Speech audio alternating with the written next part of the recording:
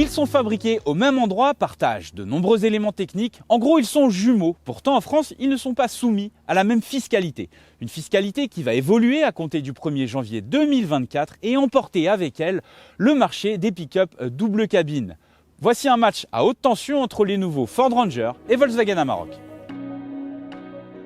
En France et sur le vieux continent, le Ford Ranger détient le titre incontesté de leader sur le marché des pick-up. Cette domination sans partage, l'Américain la doit d'une part à ses qualités, mais aussi et surtout à son statut d'homologation qui lui a été jusqu'ici très favorable. En effet, le Ranger est homologué comme un camion plateau. Un statut qui lui a toujours permis, jusqu'à aujourd'hui, d'échapper au malus écologique mis en place par le gouvernement pour les pick-up double cabine, entendez par là 5 places, en 2018. La 4e et nouvelle génération a débarqué cet été en Europe. De son côté, Volkswagen a profité de son partenariat commercial établi avec Ford depuis 2020 concernant le développement d'utilitaires pour relancer l'Amarok en Europe. Les nouveaux Ranger et Amarok sont donc des jumeaux. Ils sont produits sur les mêmes chaînes de production et partagent de très nombreux éléments techniques. L'Amarok s'en distingue par l'esthétique, l'infotainment, l'offre de motorisation et le statut fiscal. En effet, malgré des gènes identiques, les deux pick-up ne sont pas logés à la même enseigne face à la fiscalité française. Si le nouveau Ranger est toujours exempté de malus cette année, le nouveau Volkswagen Amarok lui écope de la peine maximale, à savoir 50 000 € cette année et 60 000 € à partir de 2024. Mais pour 2023, Volkswagen a pratiqué un tour de passe-passe. Avant d'être livré aux clients, l'Amarok passe entre les mains du carrossier Gruot qui modifie la voiture et la transforme en 4 places, il neutralise la place centrale. Du coup, l'Amarok est désormais considéré comme un utilitaire au regard de la fiscalité française et échappe donc au malus écologique jusqu'au 31 décembre 2023. Mais en 2024, la fête est finie et pour les deux modèles. En effet, le projet de loi de finances veut tout simplement anéantir le marché des pick-up double cabine, entendez par là 4 portes et 5 places. Pourquoi ? Eh bien, le projet prévoit désormais de considérer comme des voitures particulières tous les pick-up de plus de 4 places. Ce qui veut dire que ces derniers seront soumis au malus écologique et pas n'importe lequel puisque ce dernier sera déplafonné. On parle ici d'une taxe additionnelle de 60 000 € qu'il faudra ajouter au prix de la voiture. En gros, ces deux voitures sont condamnées à partir du 1er janvier. À moins qu'encore une fois, l'un des constructeurs trouve encore une faille dans la fiscalité. Extérieurement, l'Amarok diffère par quelques éléments de carrosserie, notamment la face avant, le capot et les ailes. On reconnaît bien là la base de ce pick-up qu'est le Ranger. L'Américain, lui, se distingue par ses feux de jour en forme de crochet et son imposante calandre. Les deux enseignes proposent plusieurs variantes, l'une orientée route, l'autre tout-terrain. Dans ce cas, ce sont les éléments de carrosserie, les pneumatiques et l'équipement qui varient. Ces versions double cabine ciblent une clientèle de particuliers et proposent des équipements qui vont dans ce sens, à commencer par l'imposante tablette tactile de 12 pouces en position verticale, complétée par une instrumentation numérique. L'interface et le système de navigation sont propres à chaque marque et fonctionnent plutôt bien dans les deux cas. Le deux pick-up propose aussi un intérieur soigné, certes composé de plastique dur, mais agrémenté de tissus et d'inserts qualitatifs.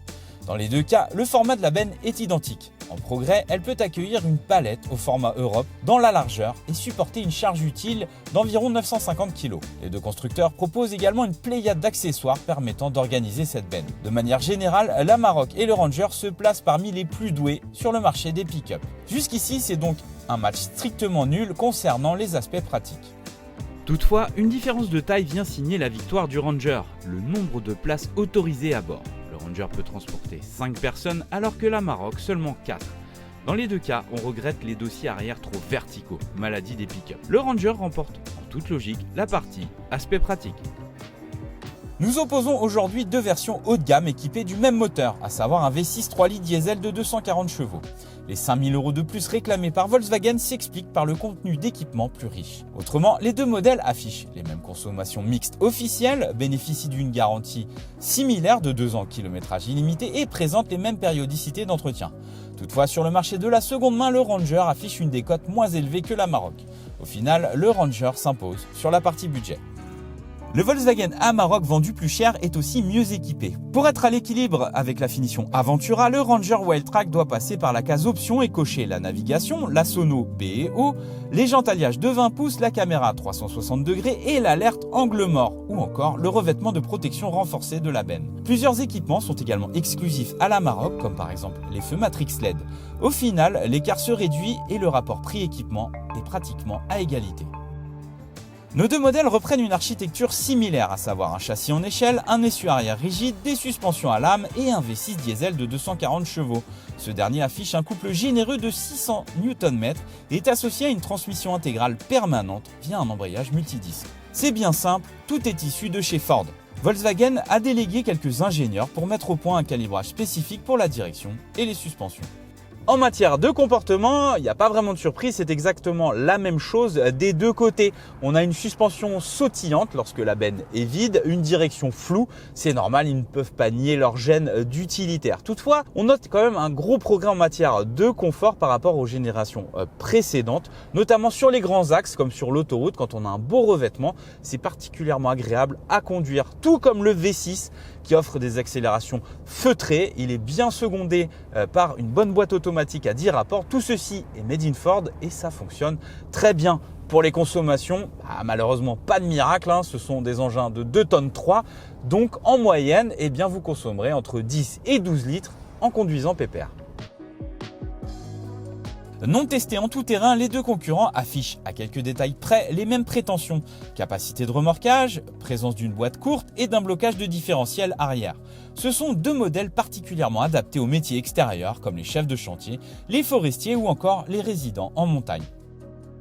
Difficile de départager deux modèles identiques. Seule l'esthétique, la construction de gamme et l'offre de motorisation diffèrent. En gros, c'est le logo sur la calandre qui fera pencher votre cœur vers telle ou telle marque. Toutefois, une différence subsiste pour ce comparatif qui fait gagner le Ranger, c'est le nombre de places.